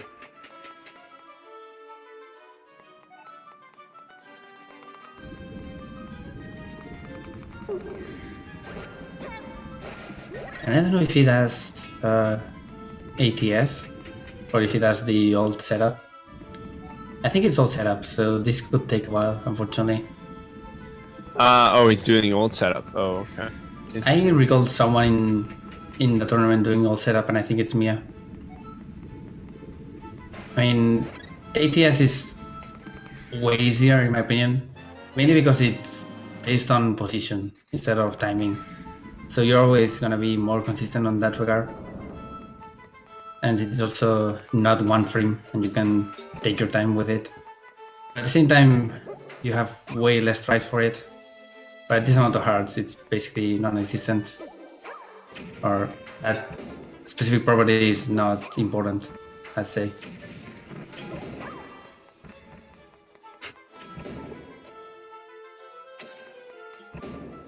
Alright, let's see. Oh no, he's getting the hookshot, so that's ATS. Never mind. Oh, okay. And he has blue mail, so that's 1.5 hearts per try, so 12 hearts.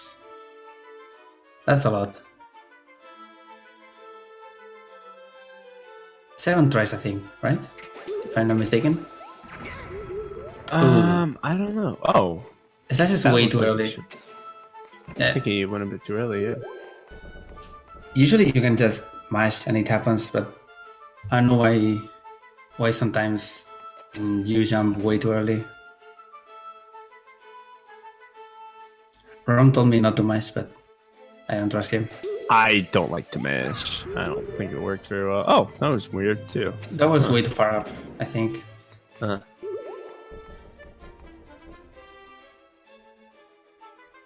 It's still pretty finicky, but way more consistent than trying the old setup.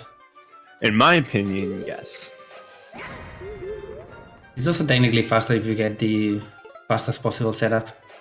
No, don't give up so fast. Come on. You have plenty of health.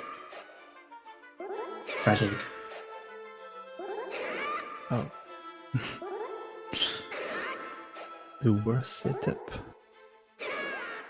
So There we go. welcome to the fun house that is this trash. This skip that we had to endure for so many years. Hey, third try, not bad. Third try after Okay, there you go. 3 tries on the other one, but same thing really. Zar is still doing the setup now. Yeah, because technically it's faster. Yeah. According to Ron, at least if you do it fast enough. I mean, he has a video, so it's technically proven. But if you do that setup fast enough, which is bad because you won't really have an assurance of being on the correct position if you do it too fast, it's faster.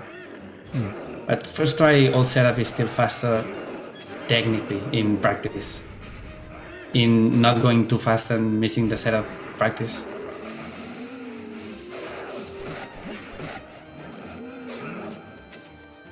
Alright, so blue male Ugandan is way less threatening.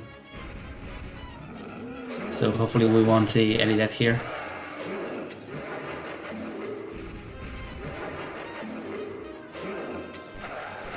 I also forgot that Mia has a split for Laurel Castle that ends after beating Ugandan for some reason. Who does that? I don't know. It's pretty goofy.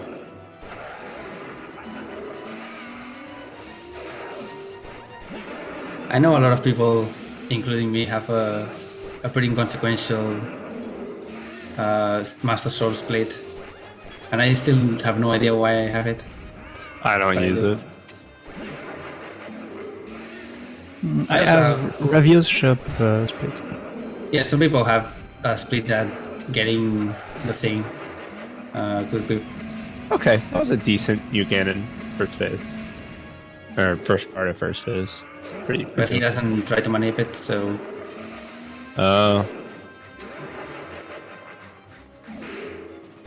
You have to...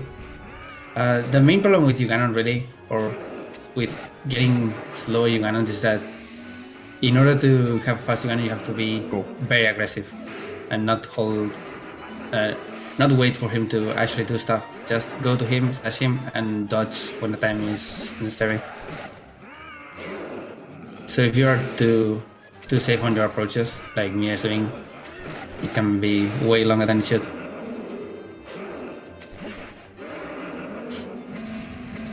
Get another laser, which is bad. He manages that goes to the exact other side of the arena. So that was bad. Overall, based on the fact that he is blue male, I think it would be difficult to die. You can double the damage that he has, so that should be 7 hearts. He'll be left with 5 right now.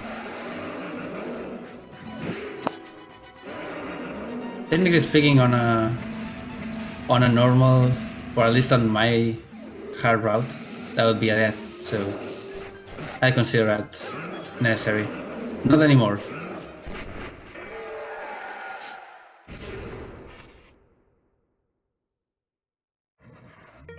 Alright, at least we got to the second phase. So let's see this fast tennis. Let's go. No, don't take it safe. Come on. He will. That's way less safe than Eraxis, so I approve. Yeah, well, it's a little Yeah. better. I played safe.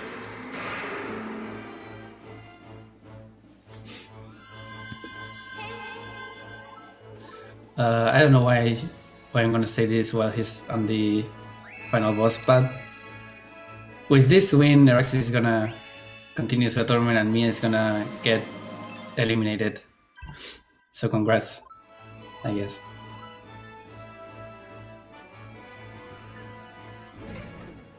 It's gonna be a pretty close time to his PV actually, so I'm not gonna question that. That's 145. 46. apparently. 46. It's actually gonna be as close to his PV as it was close to your PV. Yeah. Oops. That's it. Where did you fail during the run? Hero was pretty bad for starters. And some of the dungeons were basically just pretty slow overall. But Turtle Rock Ice Ruins were fast. Schoolwoods was absolutely terrible. I remember that. He got back twice on the party room. Skull sucks. Skull sucks. It's the worst dungeon ever. And I think overall it was just bad execution and not stopping for equips and not getting the pouch. Alright, then just mash B.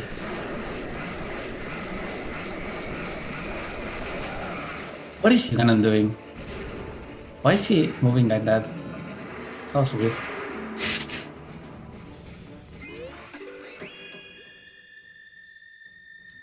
And I don't like going right to the northern part of the room just to shoot the arrow. That's an optimal. Didn't have any stamina? That was weird. I don't know. How much stamina does the Bow of Light use? Because that should never happen. Does it even use stamina?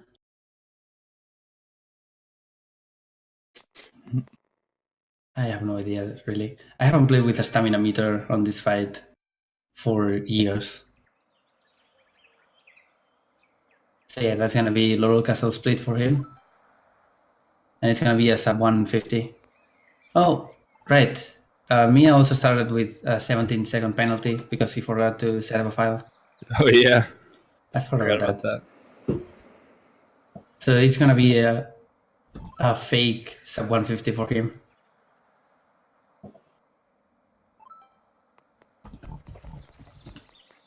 So let's wait for the final time.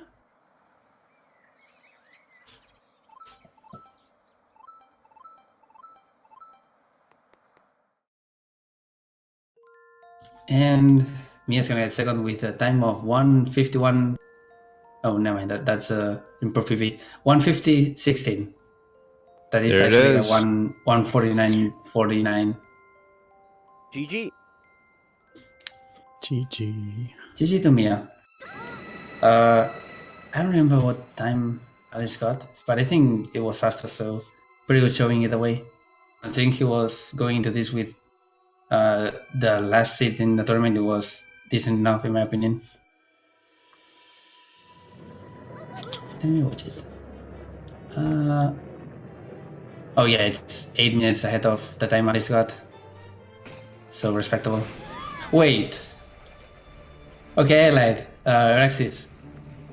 I got Yeah? the exact same time as you on my race, apparently. 1:30:31. Excellent.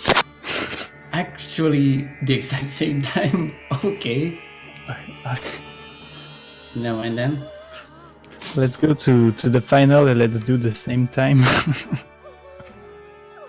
To get into the final, you have to beat either Rom or Idios. Yeah. So, unless Rom forfeits again in either one of them, honestly, I'm not seeing that. It's unfortunate, though. It's what happens when the favorite to win decides to throw away a match and get a. Was it 3 hours when you forfeited? I don't remember the specifics. Yep. 3 hours. So yeah, that messed up with the sitting quite a lot. But hey, that's alright because he's not the winner today. You are the winner today.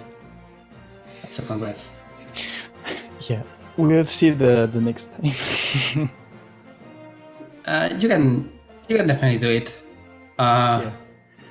Looking at your run in general, if you have a run without many huge mistakes, you can easily get a 1:26:27, something Yeah, I around that. think. And Rom can easily get over that using or doing the same amount of mistakes. So there's a chance, and I would really like to see it. It's gonna be hard, but it's gonna be fun if it happens. I don't know if Mia is joining us. If not, we can start closing the thing.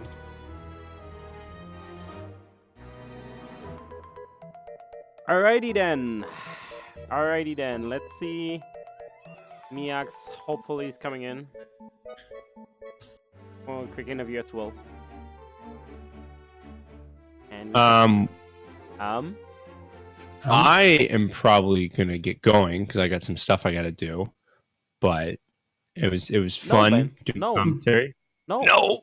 No. Go ahead. No, Go ahead. Go do whatever. not like this. No, I Ben. think I will be here tomorrow for the commentary for the race. I think I'm not sure. Question mark? Maybe. Anyways, good race, everyone, and have a good evening. Thanks for being Thanks, here. Ben. And welcome, Miakx. Goodbye. Hi, Yo, Mia. GG's. GG. thanks. GG to Eraxis too. GG, Max. You're super loud for some reason. I don't know if it's just me. I'm no competition. Don't worry, it was you played pretty decent comparing With the other time. beginning. I don't know if it's on stream, but there's some echo because streams, but whatever. Let's probably fix that Yes. in advance. So yeah, how are you feeling about that specific run? Because there were some, you were ahead once at least, so it was definitely close to PV compared to what happened. Yes, there are some things I have done poorly. And my ice streams, by the way, was pretty good. Yep, I saw A it. gold split.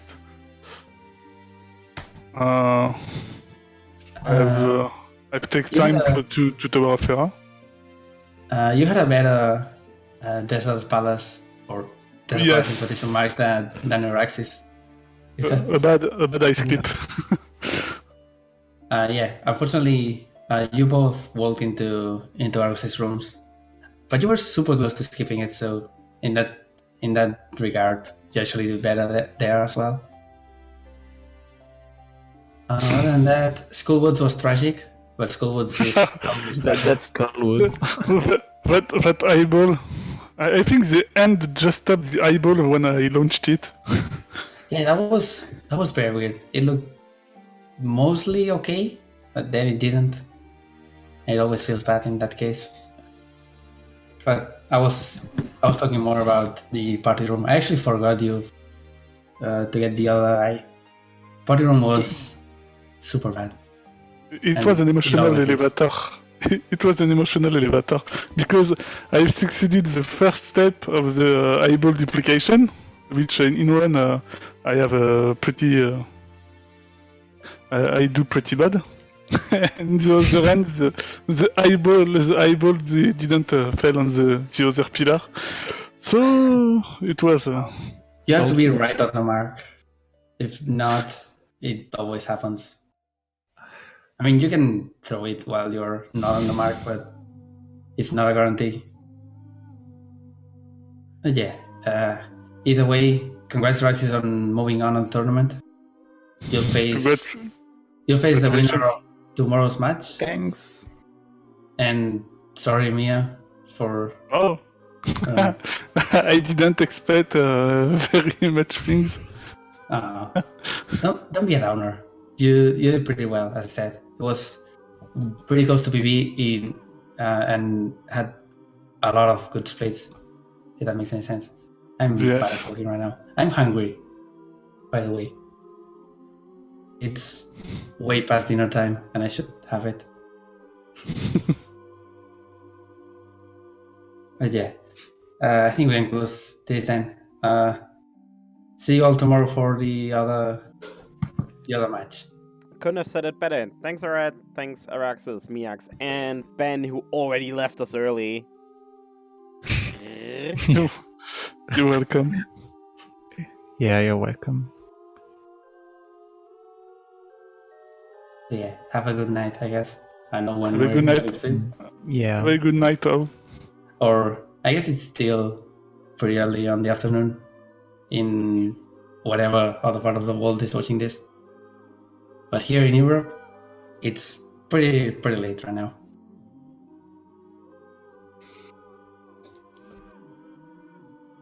Thanks, everyone.